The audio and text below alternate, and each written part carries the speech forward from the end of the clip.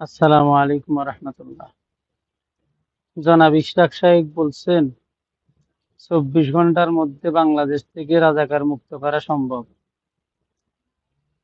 আমি আপনাকে তা বিশ্বাস করলাম 24 ঘন্টার মধ্যে রাজাকার মুক্ত করা সম্ভব। যদি 24 ঘন্টা রাজাকার মুক্ত করা সম্ভব হয়, তাহলে তো 24 ঘন্টার ভিতরে চাঁদাবাজ মুক্ত করাও সম্ভব।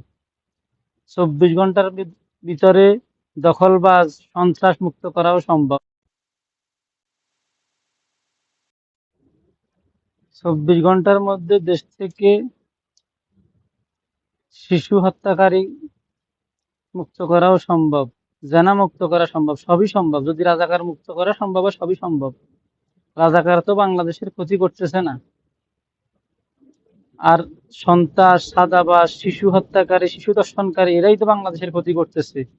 এদেরকে মুক্ত করার জন্য কোনো আপনাদের পদক্ষেপ দেখি না। শুধু রাজাকার মুক্ত করার জন্য আপনারা সব পদক্ষেপ নিতে পারেন, সবকিছু করতে পারেন।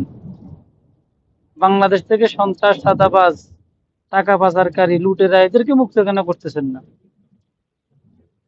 ও, ওরা তো আপনাদের দলের, ওদেরকে দিয়ে আপনাদের ফায়দা হচ্ছে সেজন্য না?